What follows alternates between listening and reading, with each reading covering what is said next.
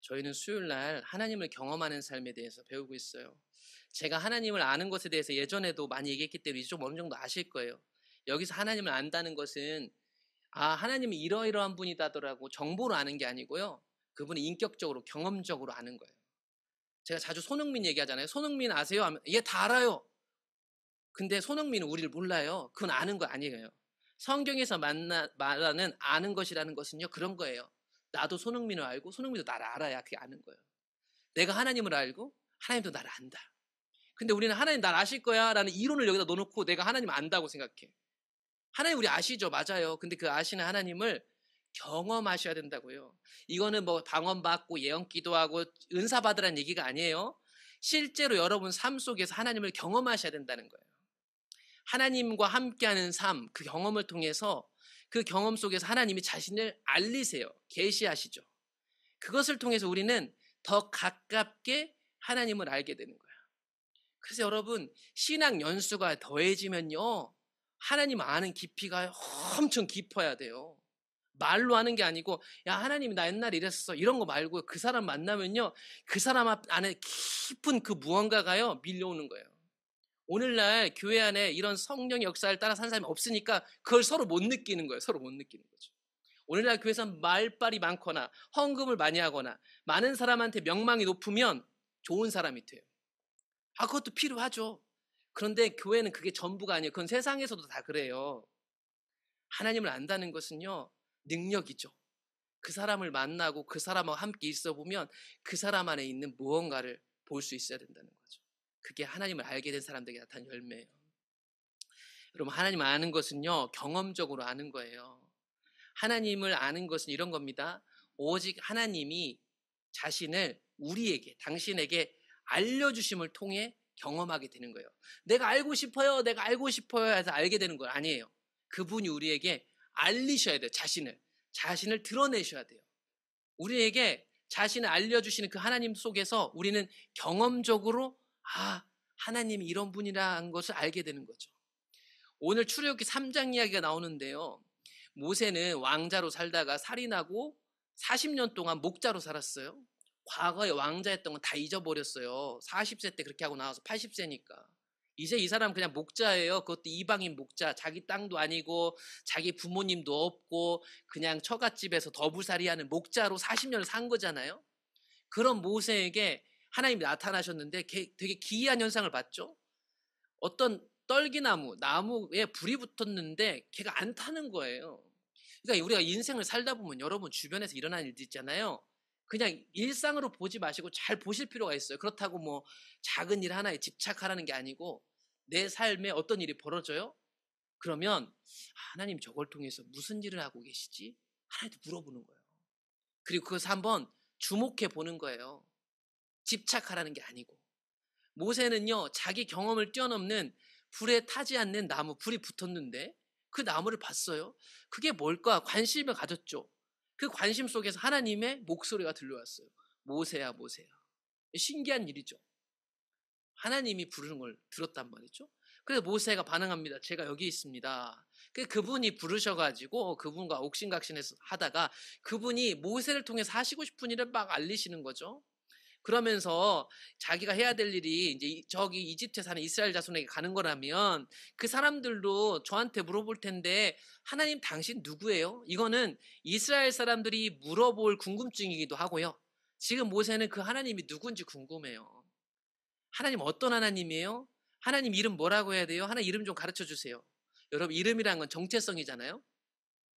그 사람이 누구인지를 알리는 거예요. 특히 성경에서는. 그래서 모세가 물어봐요. 물어보니까 하나님이 알려주셨어요. 나는 스스로 있는 하나님이다. 하나님 이름 뭐예요? 스스로 있는 하나님. 그게 야훼, 여호와 이 뜻이에요.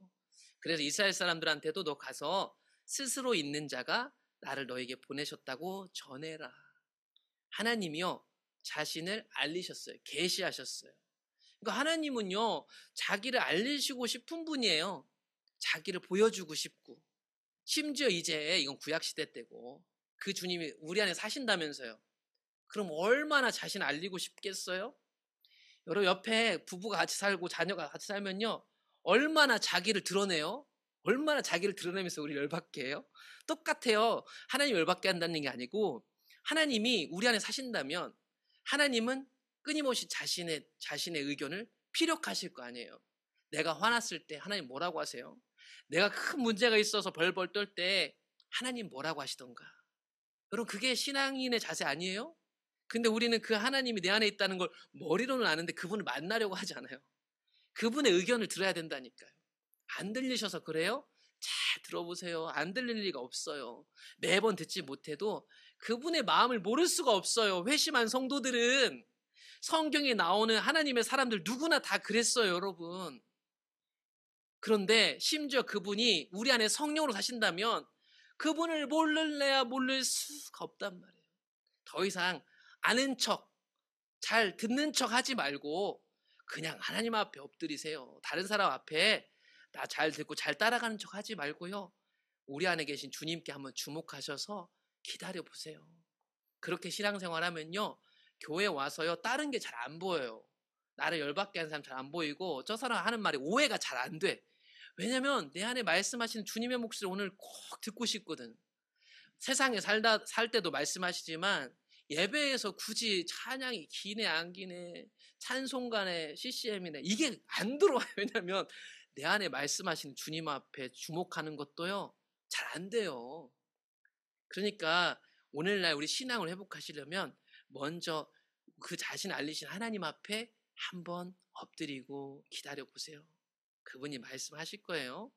그래서 구약 성경에 보면요 하나님의 이름들이 엄청 많이 등장해요. 그걸 제가 다 가져올 수는 없었어요. 근데 홍해 바다를 이스라엘 백성들이 건넜잖아요. 건너고 나서 모세가 노래를 한단 말이에요. 이스라엘 백성들하고. 그 노래에 하나님의 이름들이 나와요. 그 이름 뭐냐면 하나님의 어떠하심이라고 얘기할 수 있겠어요. 그들을 구원하신 하나님, 그 하나님이 나타나셨고 그들을 구원하셨음으로 인해서 그들은 경험했어요. 그들이 경험한 하나님의 이름을 그들이 노래로 불렀어요. 여호와라는 스스로 있는 하나님, 설명이 필요 없는 하나님, 우리를 구원해낼 수 있는 능력의 그 하나님, 여기에 다 이름이 들어있는 거예요. 뭐 설명이 필요 없어요. 그냥 그 존재 자체로 무슨 일이든 할 수 있다 이 뜻이 여기 다 들어있거든요. 그분은 어떤 분이냐면 나의 힘이래요.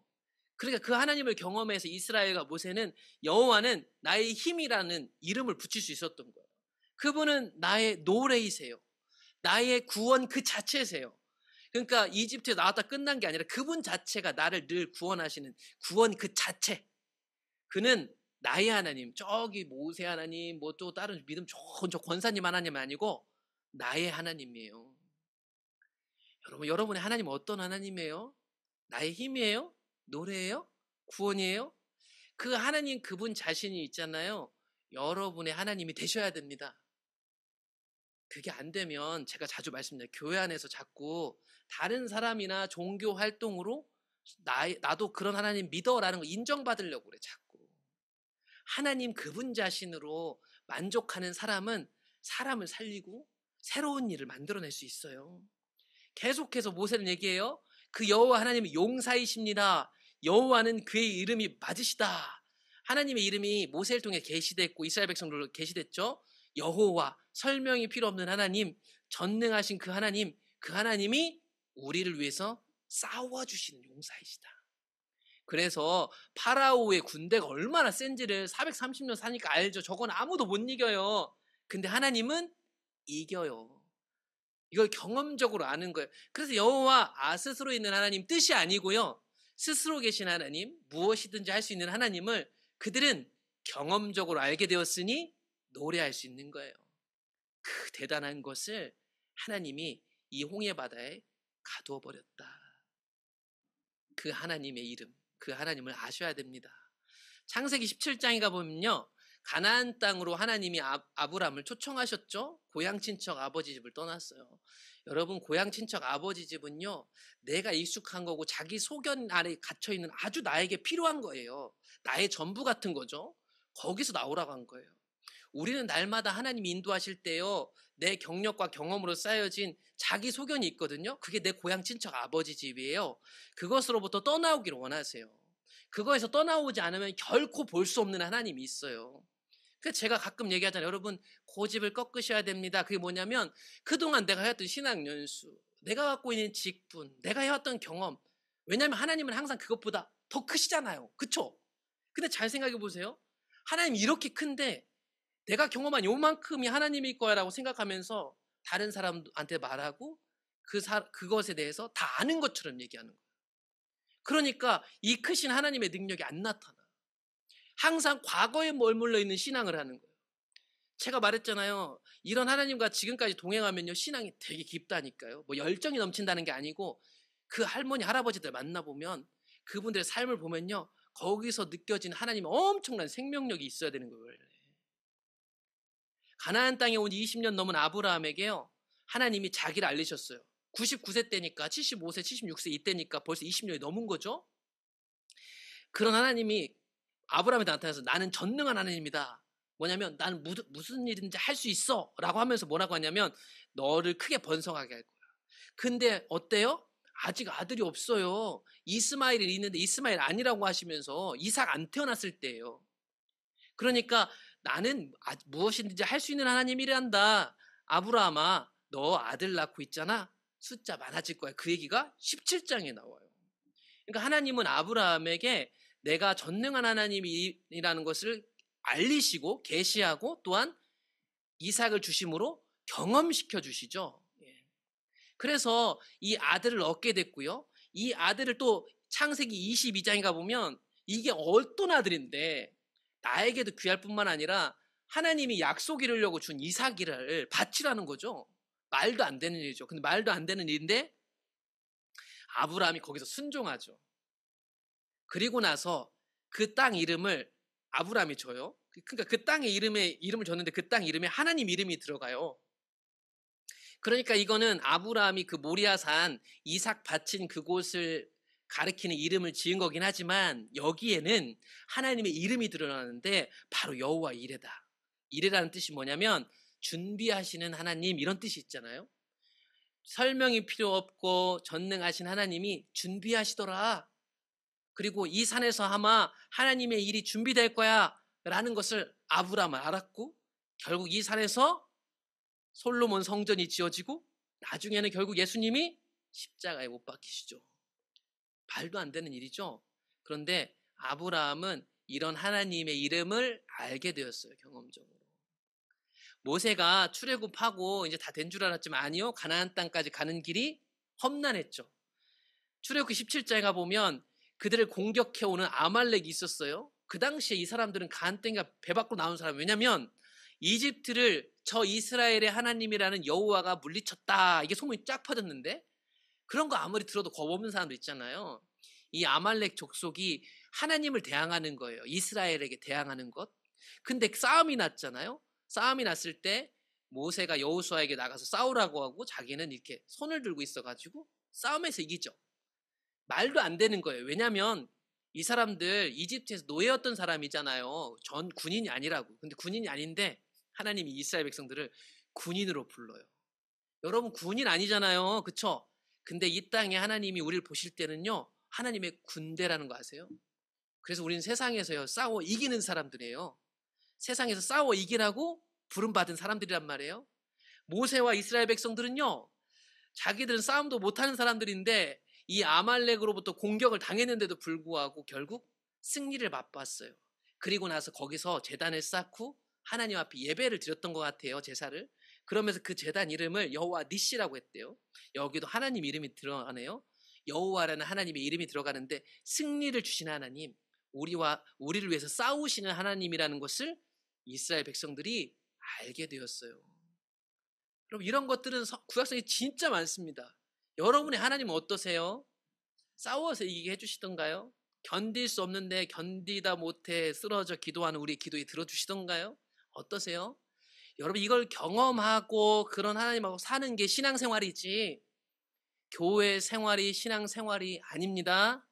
교회에서도 신앙생활하는 것은 그거의 연장선상이에요. 서로를 사랑하고 도우며 결국 우리는 세상에서요 우리에게 승리를 주시는 이 살아계신 하나님을 날마다 만나고 그분의 인도를 따라 사는 게 신앙생활이다. 이걸 모르니까요. 삶에선 어떻게 해야 될지 잘 모르시고요. 교회 와서 자꾸 뭔가를 하시려고 그래요. 세상에서 해야 될 일이 정말 많고요. 우리가 하나님을 아는 만큼 그분을 삶에서 경험하면요, 전도하려고 안 해도 따라와요. 저 사람이 다니는 교회 다니고 싶어요. 뭔지 모르는데 믿고 싶고요. 자연스럽게 거기에서 하나님의 인도를 따라 전도가 되고 생명이 나누어지는 것 아니겠어요? 어느 순간 순서가 거꾸로 된 거예요. 그러니까 참 전도하기가 어려운 거죠. 여러분 일터에서 여러분과 함께 일하시는 하나님이 어떻게 일하시는지 잘 보시고 그것에 순종하시면 여러분도 하나님을 경험할 것이고 그곳에 하나님의 일이 이루어지게 돼 있어요. 그게 하나님 원하시는 겁니다. 출애굽기 33장에 가보면 안타깝게도 이스라엘 백성들이 32장에서 이제 금송아지를 숭배하잖아요. 말도 안 되는 거죠. 하나님을 금송아지로 투영했다. 제가 금송아지 우리 열왕기야 보면서 여로보암 얘기 들어서 잘 아시잖아요. 금송아지로 전락했다는 건 뭐냐면 내가 이게 여호와 신앙이다라고 담아놓은 거예요. 담아놓은 거. 이 사람들 금송아지 만들어 놓고 야 이게 우리를 이집트에서 구원한 하나님이다 하고 이집트에서 본 그 종교 형식을 따와서 춤도 추고 제사도 지내고 했던 거예요. 근데 하나님은 그렇게 가둘 수가 없어요. 그러니까 금송아지는요, 종교화된 하나님, 가짜 하나님이죠. 자신이 만들어낸 하나님인 거예요. 그런데 그 사건이 있었지만 그 사건으로 인해서 진멸을 면하게 하고 결국 하나님께로 돌아와서 모든 것을 회개시킨 사람이 누구냐면 모세였죠. 그런 모세에게 하나님이 자기 이름을 계시해 주십니다. 용서해 주시면서 모세가 목숨 걸고 기도하죠. 목숨 걸고 기도해요. 그러니까 출애굽기에서 나오는 모세는 마치 예수님 같은 중보자예요. 자기 목숨 걸고 기도하니까. 그런 모세에게 하나님의 이름을 가르쳐 주셨어요. 여호와의 이름. 그 여호와라는 하나님은 어떤 분이신가에 대한 거예요. 그분은 은혜 베풀 자에게 은혜를 베풀고 긍휼히 여길 자에게 긍휼을 베푸시는 분이다. 즉 용서해 주시는 하나님이시더라. 그러니까 구약시대 때부터요, 하나님은요, 용서해 주시는 하나님이셨어요. 34장에 가보면 이 말이 더 구체적으로 모세에게 알려지는 사건이 나와요. 그래서 하나님이 모세를 산으로 딱 불러가지고 거기서 하나님의 이름을 선포하셨어요. 나타나셔가지고. 하나님이 임재하셔가지고 하나님의 이름을 선포하는 것을 모세가 들은 거예요. 여호와께서 모세 앞에를 지나가셨대요. 그건 뭘까? 그 하나님의 임재, 내게 임하시는 그 임재 앞에서 하나님이 말씀하셨어요. 나는 여호와란다. 나는 여호와야. 나는 설명이 필요 없는 하나님이지. 그 하나님 어떤 하나님이냐면 자비롭고 은혜롭고 노하기를 더디하며 인자와 진실이 많은 하나님이다. 모세는요, 이 금송아지 사건을 지나면서 이게 얼마나 큰 죄란 걸 알았죠. 자기 목숨 걸고 기도했어요. 목숨 걸고 막아섰어요. 그 기도를 들으시고 하나님이 용서하셨어요. 그리고 나서 모세에게 하나님이 자기 이름을 알려줬어요. 나는 자비롭고 은혜롭고 노하기를 더디하는 인자와 진실이 많은 하나님이다. 그래서 여러분 시편에 보시면 시편의 이 구절을 가지고 시편들이 되게 많습니다. 자비롭고 은혜롭고 나오면 다 여기에 있는 근거를 가지고 노래를 만든 거예요. 그러면서 얘기합니다. 사랑, 인자, 용서함을 천대까지 베풀고 악과 과실과 죄를 용서하시는 하나님. 그러나 벌을 면제하지 않는다. 그러나 악과 과실, 죄를 용서하시지만 그거에 대한 대가를 치릅니다. 그러나 아버지의 악행을 자손 3, 4대까지는 보응하리라. 인자를 1000대까지 그러나 벌을 주고 문제가 있어도 3, 4대까지밖에 안 돼요. 그러니까 비교가 안 되는 거예요. 비교가 안 되는 거예요. 여러분 가끔 예수를 믿다 보면 그럴 때가 있어요. 내가 막 잘못하고 뭐 문제가 있는데도 하나님 날 사랑하겠지라고 벌 안 받겠지 할 때가 있어요. 예, 하나님은 사랑하니까 벌 주고 그런 분은 아니에요. 그런데 신앙이 커가는 사람은요, 내가 잘못한 것에 대해서요, 책망받는 것에 대해 두려워하지 않아요. 왜냐하면 그분이 나의 아버지시니까. 그분 너무 큰 아버지신데 나는 아직 어리고 자라가는 과정이라 넘어질 수가 있고요. 실수해요. 목사도 마찬가지죠. 그런데요, 그걸로 벌 안 받겠지라기보단 하나님 안에 있으면 벌을 받는 것도 칭찬을 받는 것도 그것에 좌지우지 되지 않는 거예요. 하나님은 이렇게 끊임없이 자기를 알리세요. 출애굽기 34장에 가보면 계속해서 하나님이 얘기하시는 부분에 이런 이야기가 등장해요. 너는 다른 신에게 절하지 말아라. 여호와는 질투라 이름하는 질투의 하나님이시다. 그럼 질투라는 말이 안 좋은 말이 제가 늘 얘기해드리죠. 이건 사랑이라고. 부부관계가 있는데 내가 내 남편이 다른 여자를 만나는데 아무렇지도 않은 것은 이상한 거라고. 거기에 질투가 들어가는 게 사랑한다는 증거라고. 하나님은 사랑하시는 하나님이라서 우리가 다른 것들 사랑하는 것을 용납하지 않으신다. 이걸 뭐 배타적으로 볼 게 아니라 우리 하나님의 자녀고 하나님과 연결되어 있는 분인데 사람들인데 당연히 내가 딴 길로 가고 죽는 길로 가면 그 사랑으로 우리를 끌어당기는 게 당연한 하나님이 하셔야 될 일들이잖아요. 그래서 하나님 우리를 끌어당기는 거죠. 사무엘하 22장에 가보면 다윗 참 생각해 보면요, 삶이 기구예요. 이분 우린 다 다윗 좋아하지만 여러분 다윗이 여러분 아들이라고 한번 생각해 보세요. 어릴 때 왕이 될 거라고 인정받았어요. 근데 얘가 그래서 승승장구해가지고 와 초고속 승진을 막 하기 시작한 거예요. 왕궁 들어가서. 그런데 그때부터 시작됐어요. 그때부터 금방 왕이 될 것 같았는데 그때부터 사울이 죽이려고 했다니까요. 어떻게 생각하세요? 우리는 항상 성공한 것만 봐갖고 와 다윗처럼 다니엘처럼. 다니엘 이번 주 보세요. 여러분 아들이 다니엘이라면 절대 다니엘한테 가서 야 너 기도하지 마. 지금 기도하면 잡혀간다는데 기도하냐? 이렇게 얘기할 거야. 100%. 근데 막 다니엘이 그렇게 되고 싶대. 다니엘은요 자기 영화를 위해 살았던 사람이 아니에요. 자기 그 공직을 늘 목숨 내놓고 했던 사람이에요. 근데 우리 그걸 안 보고 성공한 것만 보는 거야. 사자굴에도 들어갔다니까요. 나이 들어서는. 만약에 옆에 형제든 마누라면 그만 좀 하세요. 뭐 특출난 신앙한다고 이 마지막까지 하나님이 그동안 그만큼 했으면 됐지 뭐 사자굴까지 들어가요 이랬을 거예요. 근데요 하나님의 사람들은요 하나님과 가까워서요 그렇게 하나님 뜻을 따라갔어요. 다윗이요 고생했죠. 그 고생을 끝나고 나서 하나님을 알게 됐어요. 하나님은 나의 반석이시구나. 하나님은 나의 요새구나. 군인이잖아요. 다윗은 요새가 필요하단 말이에요. 와, 저 천의 요새보다 하나님이 나에게 더 튼튼한 요새이시구나. 나의 튼튼한 반석이시구나. 나를 건지시는 게 내 칼이 아니고 하나님이구나. 내가 그분께 언제나 피할 수 있구나. 그분은 나의 방패이시구나. 나를 구원하시는 뿌리시구나. 높은 망대에서 감시하거든요. 높은 망대로서 늘 나를 지키시고 계시는 파수꾼 역할도 해주고 계시고 내가 피할 곳 나의 구원자. 여러분 이게 다윗이 도망 다니면서 경험했던 하나님의 이름들 아닐까요?